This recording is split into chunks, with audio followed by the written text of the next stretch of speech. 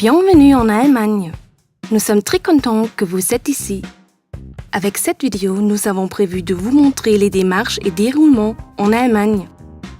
Nous vous montrons comment vous pouvez éviter des problèmes et difficultés dans les sphères de vie, aux autorités publiques, aux médecins, au quotidien, au nouvel appartement.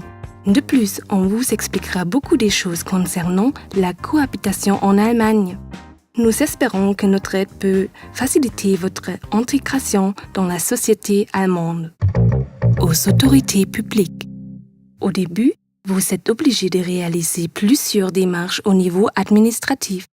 Même si ça prend du temps, il faut rester calme et respecter l'attente. Tapotez avant d'entrer une chambre ou salle pour assurer que la personne à l'intérieur est prête pour vous. Il faut toujours être à l'heure. Prenez un médiateur linguistique si ça serait possible ou nécessaire.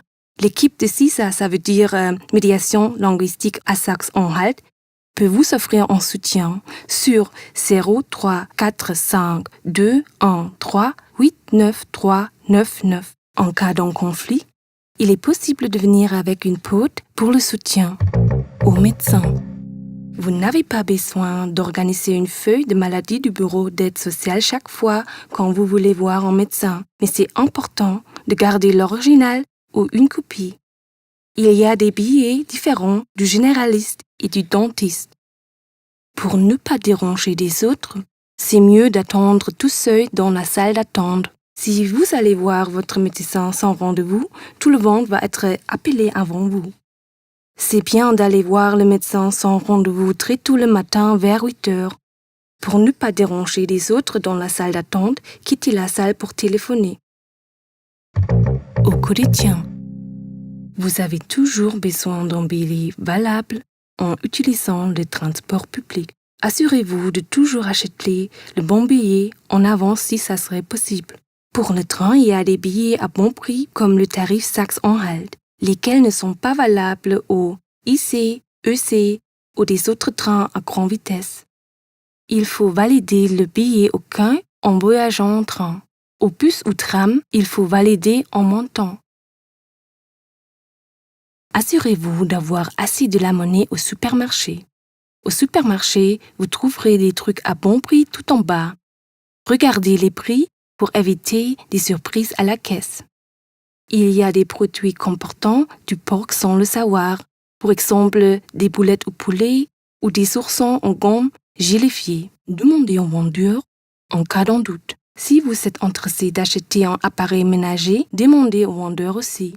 C'est pas bon de signer des contrats ou de faire des grands achats sans l'aide d'un traducteur. Au nouvel appartement. Dans le cadre d'un déménagement, il faut signer le contrat de location et l'état des lieux. C'est mieux pour vous de venir avec un traducteur qui peut expliquer les documents à vous. Avant de signer l'état des lieux, assurez-vous que l'appartement est en bon état et signalez les dommages. Il est obligatoire de noter les dommages dans le compte rendu. Vous avez le droit de faire des photos aussi. Prenez une copie d'état des lieux. Pour quelques appartements, il faut payer une caution. Le locataire n'a pas que des obligations, mais des droits aussi. Le logeur est obligé de réaliser des réparations déterminées. S'il refuse de les réaliser, le locataire a le droit de demander une remise. En cas de problème, vous pouvez demander le soutien du Centre pour la protection des droits des consommateurs ou d'une association protégeant les locataires. En Allemagne, il y a un système de recyclage avec des tonneaux en couleur. Le noir est pour les déchets résiduels. Le marron est pour les déchets biodégradables. Le jaune est pour les déchets en matière plastique. Le bleu est pour tout en papier. Il y a des tonneaux spéciaux pour les déchets en verre avec un système de couleur aussi. Attention, il y a des bouteilles en plastique ou en verre avec une consigne. Ça veut dire que vous pouvez les ramener et la somme sera remboursée. Tous les locataires sont obligés de respecter le règlement intérieur et le temps de repos. Pas de bruit entre 22h et 6h. Il est interdit de mettre ses déchets dans le vestibule. Il est interdit de fumer dans le vestibule parce que ça dérange beaucoup de gens. Est très ouverte et tolérante. La Constitution stipule que tous sont égaux devant la loi.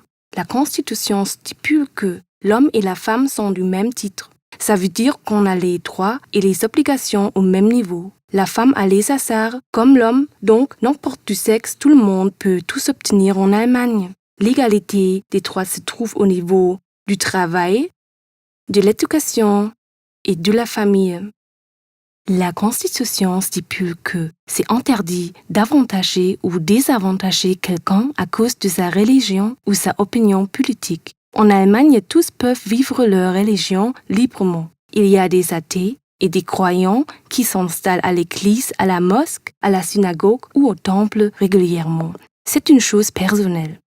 En Allemagne, on peut vivre librement mais sans limiter les libertés des autres et sans insulter quelqu'un. C'est interdit de faire quelqu'un une victime de discrimination à cause de son extérieur ou ses convictions. On peut vivre en relation avec chacun, n'importe sa sexualité. Le respect est la base de la cohabitation. Si vous respectez vos prochains, ils vous respecteront aussi.